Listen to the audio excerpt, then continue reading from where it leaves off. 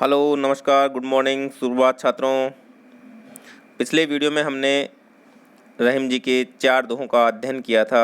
अब हम उससे आगे शुरू करते हैं। तो चलिए बिना किसी देर के हम शुरू करते हैं। जो रहीम उत्तम प्रकृति का करी सकत कुसंग, चंदन विष व्यापत नहीं लपटे रहत भुजंग। उत्तम प्रकृति, प्रकृति मतलब होता है स्वभाव। का करी मतलब क्या कर, सकत मतलब सकते हैं, कुसंग मतलब कुसंगति। का करी मतलब क्या कर, सकत मतलब सकती है क्या, कुसंग कुसंग क्या कर सकती है उसका। चंदन विष, विष मतलब जहर, व्याप्त मतलब प्रभावित, भुजंग का मतलब होता है सर्प या सांप। इसमें उत्तम स्वभाव के लोगों की विशेषता बताई गई है। कवि रहीम कहते हैं कि जो उत्तम प्रकृति के लोग होते हैं, जो रहीम उत्तम प्रकृति, कवि रहीम कहते हैं कि जो उत्तम प्रकृति के उत्तम स्वभाव के लोग होते हैं, का करी सकत कुसंग, उनका कुसंगति क्या कर सकती है। चंदन विष व्यापत नहीं लपटे रहत भुजंग। रहीम जी कहते हैं कि जो उत्तम प्रकृति के लोग होते हैं, उत्तम स्वभाव के लोग होते हैं, अच्छे स्वभाव के लोग होते हैं, उनका कुसंगति कुछ नहीं कर सकते, अर्थात उन पर कुसंग का प्रभाव नहीं पड़ता है। चंदन विष व्यापत नहीं लपटे रहत भुजंग। जिस प्रकार चंदन के वृक्ष पर सांप लिपटे रहते हैं, लेकिन उस पर सांपों के विष का कोई असर नहीं होता है, कोई प्रभाव नहीं पड़ता है। इस प्रकार से यहाँ पे उत्तम स्वभाव की विशेषताओं के बारे में कवि ने बताया है। अगला है, रूठे सुजन मनाइए जो रूठे सो बार, रहीमन फिरी फिरी पोहिए टूटे मुक्ताहार। सुजन मतलब सज्जन व्यक्ति, फ्री फ्री मतलब बार बार, पोहिए मतलब गूंथिए, मुक्ताहार मतलब मोतियों का हार। इसमें सज्जनों के महत्व को बताया गया है, सज्जन व्यक्तियों के महत्व को बताया गया है।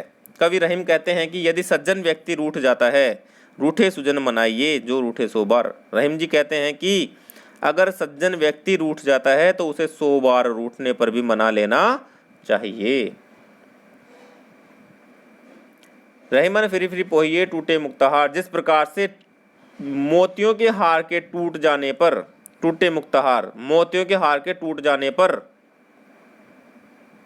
उसे बार बार गूंथने का प्रयत्न करते हैं, जिस प्रकार से मोतियों के हार के टूट जाने पर हम उसे बार बार गूंथने का या पोहने का प्रयत्न करते हैं, उसी प्रकार से सज्जन व्यक्ति की मित्रता भी बहुत मूल्यवान होती है, हमें उसे मना लेना चाहिए। सज्जन व्यक्ति के महत्व को यहाँ पर कवि के द्वारा बताया गया है। अगला है, तरवर फल नहीं खात है सरवर पियत न पान, पिए ही न पान, कही रहीम पर काज हित संपत्ति सच ही सुजान। तरवर का अर्थ होता है वृक्ष, सरवर मतलब सरोवर, पिए ही मतलब नहीं पीता है, प्रकाज मतलब दूसरों के काम के हित के लिए, संपत्ति धन संपत्ति, सच ही मतलब एकत्र करना या इकट्ठा करना, सुजान मतलब सज्जन व्यक्ति या साधु संत। इस दोहे में परोपकारी सज्जन पुरुषों की प्रशंसा की गई है, जो परोपकार करते हैं उन पुरुषों की प्रशंसा की गई है। कवि रहीम कहते हैं कि जिस प्रकार से तरुवर फल नहीं खाते, वृक्ष अपना फल नहीं खाते हैं, सरोवर पिए ही न पान, सरोवर या तालाब अपना पानी नहीं पीता है, उसी प्रकार सज्जन व्यक्ति सुजान, उसी प्रकार सज्जन व्यक्ति भी प्रकाज हित, दूसरों के हित के काम के लिए संपत्ति सच ही धन इकट्ठा करते हैं। अर्थात हमें भी परोपकार के लिए ही धन संग्रह करना चाहिए। वही धन अच्छा है जो दूसरों के हित में काम में आए। वो धन किसी काम का नहीं होता जो दूसरों का हित ना कर सके। ऐसा संदेश कवि के द्वारा इस दोहे में दिया गया है। एक बार पुनः हम इसको देख लेते हैं।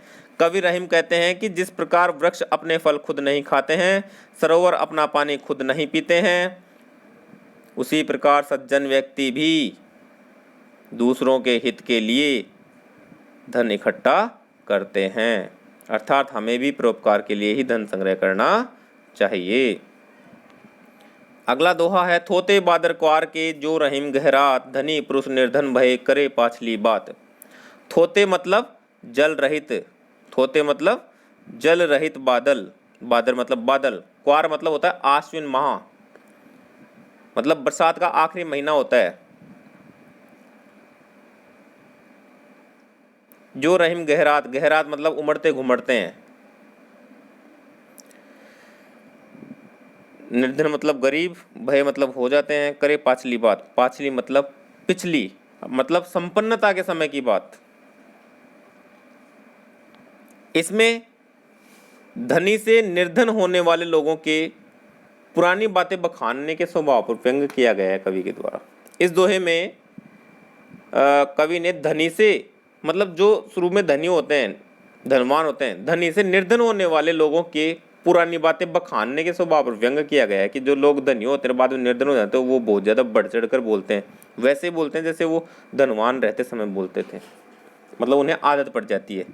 इस बात के बारे में यहाँ पे बताया गया है, बड़ बोलेपन की बात के बारे में यहाँ पे बताया गया है। कवि रहीम कहते हैं कि क्वार महीने में मतलब आश्विन महीने में, बरसात के आखिरी महीने में बादल थोते हो जाते हैं। थोते बादल क्वार के, बादल जलहीन होने के कारण से केवल गरजते हैं बरसते नहीं हैं। थोते बादल क्वार के जो रहीम गहरात, कि क्वार माह के जो बादल होते हैं वो जलहीन होने के कारण से सिर्फ गहराते हैं, उमड़ते घुमड़ते हैं, गर्जना करते हैं, लेकिन बरसात नहीं कर पाते हैं क्योंकि पानी नहीं होता उनके पास।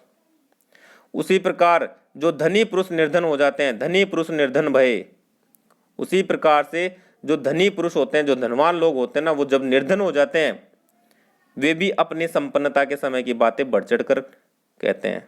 करे पाछली बात मतलब वे उस समय की बातें करते हैं जब वे धनवान हुआ करते थे, बढ़ चढ़ कर करते हैं, बड़ बोले बन जाते हैं, लेकिन किसी को धन दे नहीं पाते हैं क्योंकि उनके पास होता ही नहीं है। बातें तो बढ़ चढ़ कर करते हैं लेकिन किसी की हेल्प नहीं कर पाते हैं क्योंकि उनके पास होता ही नहीं है। किसी की मदद नहीं कर पाते हैं, अपनी प्रशंसा करते रहते हैं। अगला है, रहीमन आंसुआ नैन ढरी, जिये दुख प्रकट करेई, जाहि निकारो गेहते, कसने भेद कही देई। आंसुआ मतलब आंसू, नैन मतलब आंखों से, ढरी मतलब ढुलक कर या निकल कर, जी होता है हृदय, जाहि मतलब जिसे, गेह मतलब गेहते मतलब घर से, घर से, कसने भेद कही देई, क्यों नहीं, कसने मतलब क्यों नहीं, भेद कही देई क्यों नहीं वह भेद कह देगा। इसमें आंसुओं को घर का भेदी बताया गया है। इस दोहे में आंसुओं को क्या बताया गया है, घर का भेदी बताया गया है, जो बाहर जाकर घर के भेद को कह देते हैं। कवि रहीम कहते हैं कि जिस प्रकार किसी व्यक्ति को प्रताड़ित करके घर से निकाल देने पर वह घर का सारा भेद लोगों को कह देता है, उसी प्रकार आंसू नेत्रों से बहकर या ढुलक कर हृदय के दुख को प्रकट कर देते हैं। अर्थात हमें अपने दुख को मन में ही रखना चाहिए, दुख के दिनों को चुपचाप काट लेना चाहिए। रहीमन आंसुआ नैन ढरी, जी दुख प्रकट करे। रहीम जी कहते हैं कि आंसू, आंखों से निकलने वाले आंसू हृदय के दुख को प्रकट कर देते हैं। उसी प्रकार से, किस प्रकार से, जाहि निकारो गेहते कसने भेद कही दे, जिस प्रकार से प्रताड़ित करके घर से निकाल देने पर कोई व्यक्ति घर का भेद बाहर जाकर कह देता है, उसी प्रकार से आंखों से निकलने वाले आंसू भी अपने हृदय के दुख को प्रकट कर देते हैं।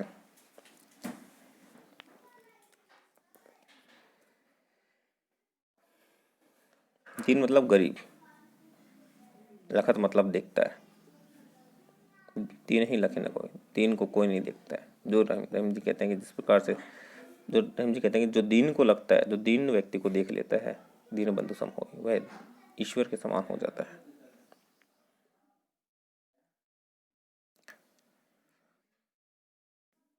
इसमें दीनहीनों की सहायता करने का संदेश दिया गया। दीनहीन लोग सहायता के लिए सबकी ओर देखते हैं। दिन समन को लखा था, दीन ही रखे, दीनहीन व्यक्ति सहायता के लिए सबकी ओर देखते हैं, परंतु उसकी ओर कोई नहीं देखता है, जबकि दीन की तरफ कोई नहीं देखता है, कोई ध्यान नहीं देता है, कोई उनकी सहायता नहीं करता। कवि रहीम कहते हैं कि जो दीन दुखियों की सहायता करता है वह साक्षात ईश्वर के समान होता है।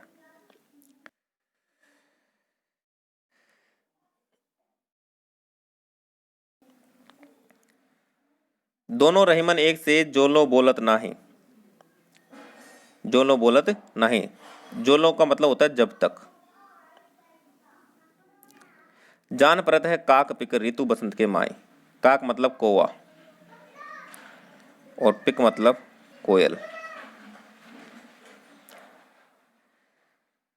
इसमें सज्जन की पहचान उसकी वाणी से होती है, मतलब वाणी के महत्व के बारे में बताया गया है। कवि रहीम कहते हैं कि कौवा और कोयल जब तक बोलते नहीं है तब तक एक जैसे प्रतीत होते हैं। कौवा और कोयल जब तक बोलते नहीं है तब तक एक जैसे प्रतीत होते हैं। दोनों रहीमन एक से जो लो बोलत नहीं। जब तक बोलते नहीं है कौवा और कोयल तब तक दोनों एक जैसे लगते हैं, ऐसा रहीम जी कहते हैं। ये जान परत है काक की ऋतु वसंत के माई। लेकिन जब वसंत ऋतु के अंदर या वसंत ऋतु आने पर कौवा काँव काँव करता है और कोयल मधुर कूक करती है, तब पता चल जाता है कि कौवा कौन है और कोयल कौन है, अर्थात गुणहीन कौन है और गुणवान कौन है। अर्थात वाणी व्यवहार से ही दुर्जन और सज्जन की पहचान हो पाती है। इसमें वाणी के महत्व को बताया गया है। उम्मीद करता हूँ आपको समझ में आ रहा होगा। तो वीडियो को लाइक शेयर करना ना भूलें, सब्सक्राइब करना भी ना भूलें चैनल को। और अगर किसी प्रकार की दिक्कत आ रही है तो कमेंट बॉक्स में आप कमेंट कर सकते हैं। धन्यवाद। जय हिंद, जय भारत। मिलते हैं अगले वीडियो में।